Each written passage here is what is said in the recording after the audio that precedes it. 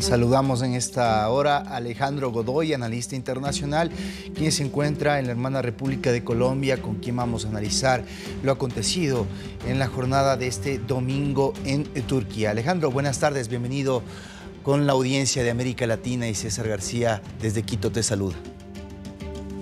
Muchas gracias, César, como siempre, por la invitación. Un gusto, sobre todo en estas novedades que exactamente las encuestas definían otro panorama supremamente diferente en lo que se terminó viendo en Turquía. Claro, es un capítulo aparte de las encuestas que últimamente se están equivocando en muchos de los países.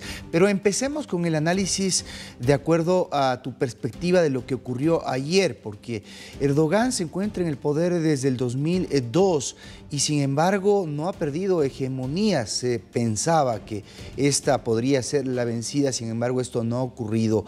¿Cómo interpretas tú por qué votó así el pueblo turco? Sí, todo el mundo pensaba que realmente Erdogan, con lo que sucedió el pasado 20 de febrero, ese terremoto que conlleva a 11 provincias que fueron afectadas y donde había cerca de 9 millones de potenciales votantes, el resultado iba a ser adverso para él. Pero realmente, como se vio, estuvo muy cerca de lograr más del 50.1% de lo necesario para no necesitar una segunda vuelta, como lo vimos frente al candidato Kılıçdaroğlu. Y lo que se ha establecido es que realmente el manejo económico que se ha dado a Turquía, tener una inflación actualmente del 44%, que ha bajado casi a la mitad cuando se tuvo en el mes de octubre y noviembre en 85.5%, no afectó el voto. No afectó, ¿por qué? Porque él ha logrado establecer una serie de reformas muy importantes para blindarse en el poder. Ha podido establecer que desde el año 2017 ya Turquía no sea un régimen parlamentario, sino sea por todo lo contrario un régimen presidencialista, donde vemos que cada vez cobran mayor cantidad de poder. Y por el otro lado también ha exacerbado el sentimiento nacionalista musulmán. Eso le ha dado a él una fuerza muy grande, porque desde que él llegó al poder, por allá en el año 2002, empezó a utilizar algo que nosotros llamamos en el mundo musulmán las cofradías. Las cofradías estaban prohibidas por el partido kemalista, que era el que estaba antes en el poder, y eran pequeños grupos sociales que él empezó a trabajar muy conservadores desde el punto de vista de la religión. Por eso la Unión Europea, de un lado, y Estados Unidos estuvieron tan pendientes de las elecciones y ahora tienen más preocupación porque potencialmente pueda ganar, ya se pueda reafirmar la ganancia de Erdogan por otro periodo en el poder. Alejandro, más allá de esta idea que me parece fundamental, que mezclaría nacionalismo con el islamismo en un sentimiento antioccidentalista que es el que ha conglomerado al pueblo turco, en economía tampoco le ha ido mal. Ha sido un país que ha crecido exponencialmente solo por detrás de China, con avances importantes en la economía que quizás también terminan siendo uno de los factores para que el pueblo turco vote de esa forma.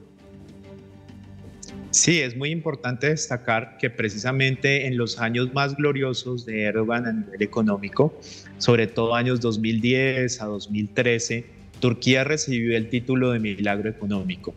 Recibió el título de milagro económico porque el turismo se incrementó en más del 20%.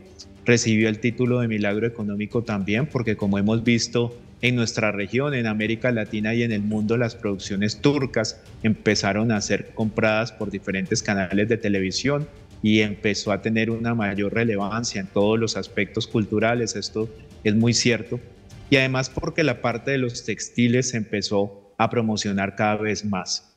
Con la alianza estratégica que ha hecho Erdogan, así es, con China, con Rusia, con un sentimiento menos occidental en cada ocasión, y con la gran cantidad de refugiados que tiene actualmente de sirios, también se ha dicho que tendría una potencialidad mayor en tener una cantidad importante de mano de obra. Así que la economía sigue siendo fuerte, es un país euroasiático, como sabemos, y Erdogan lo ha dicho desde la economía y desde la política. Lo más relevante es hacer que volvamos a tener esa preponderancia, esa relevancia de la época del Imperio Otomano, donde en este caso particular Turquía tenga no solamente relevancia con los países vecinos, sino también en el norte de África y en todo Medio Oriente. Bien, analicemos ahora al más opcionado para este balotaje en la segunda vuelta. Se trata del socialdemócrata Kemal Kılıçdaroğlu. ¿Quién es? ¿Qué es lo que propone la socialdemocracia en Turquía para un poco reducir ese hiperpresidencialismo que ha sido el que ha venido forjando durante estos años Erdogan? Sí, Kemal Kılıçdaroğlu es un hombre que en materia de edad es mayor que el mismo Erdogan, que el actual líder del país. Mientras Erdogan tiene 69 años, Kemal tiene hoy por hoy 74 años, es economista. Desde el año 2010 obtiene el liderazgo del CHD, en este caso particular, y de la Alianza del Pueblo también. Es un hombre que ha tenido una relevancia en los años 70 y 80 en el Ministerio de Economía.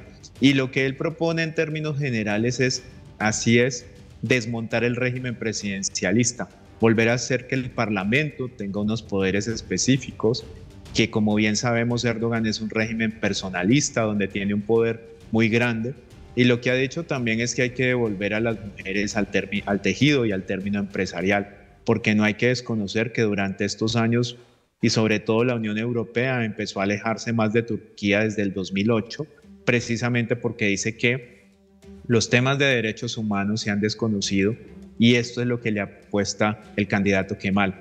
También no solamente en el término de volver de nuevo al régimen parlamentario, sino también darle de nuevo un poder importante a los militares, que desde lo que vimos en el golpe de Estado del año 2016, esto se ha debilitado en el caso particular. Y además, por otro lado, también volver a tener unas relaciones fuertes con la OTAN, que obviamente con el tiempo se ha venido debilitando. Hacia ahí ya iba mi siguiente pregunta, la importancia de esta elección en el contexto global, cuando hemos visto a un Erdogan muy importante en el contexto de la guerra entre Rusia y Ucrania, tratando de incluso de mediar, ustedes recordarán, entre el proceso que se gestionó en Odessa para sacar esa cantidad de granos que se encontraban represados en Ucrania, y también en esta última incorporación de un nuevo país a la OTAN. ¿Cuán fundamental es lo que pueda pasar en Turquía en la reorganización geopolítica del mundo? Sí, César, todo lo que comentas es muy cierto, y por eso mismo aquí en América Latina le prestamos tanta atención a esta elección, porque Turquía, al ser una nación euroasiática de un tamaño tan grande, de unas dimensiones históricas también tan relevantes, tiene una importancia estratégica en todo lo que ha venido sucediendo.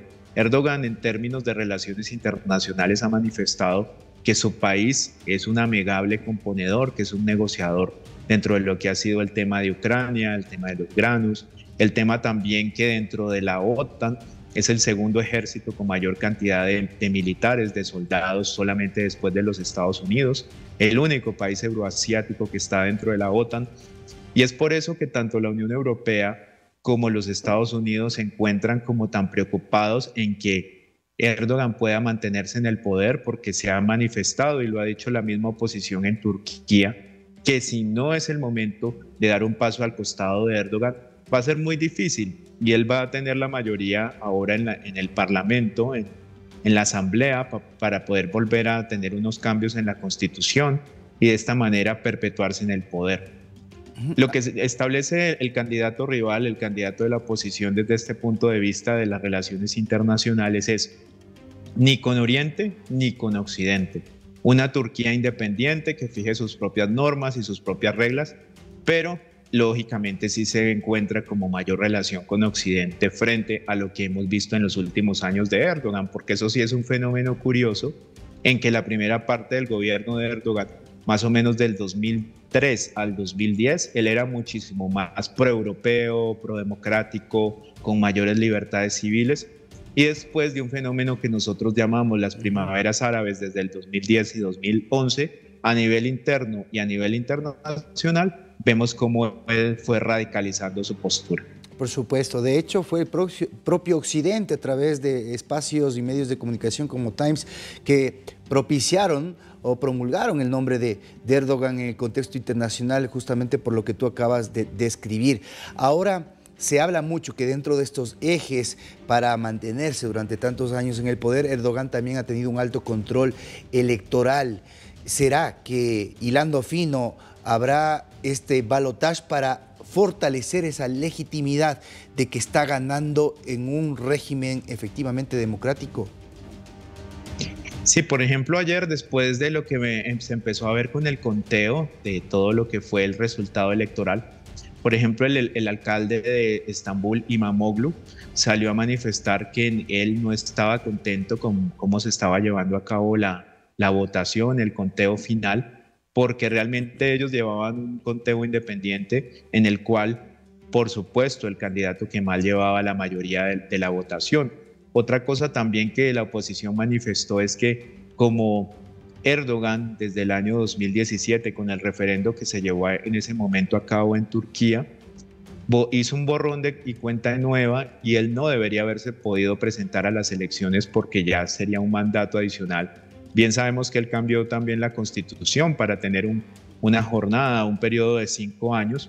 Y adicionalmente por eso en un escenario como el que actualmente se vive en Turquía, de una polarización política tan fuerte, sí es complejo todo este tema que salgan a relucir estas potenciales acusaciones. Lo que también manifestó la oposición frente al proceso electoral es que no se hizo el barrido, no se limpiaron las bases de datos frente a los cerca de 50.000 personas que fallecieron en el terremoto del 20 de febrero.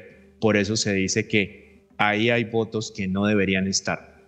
Bien, gracias Alejandro Godoy, analista internacional por este tiempo con DNews, analizando una jornada que se resolverá el próximo 28 de mayo, cuando en segunda vuelta Turquía decida si mantener o no el periodo de Erdogan en el poder. Gracias, buenas tardes.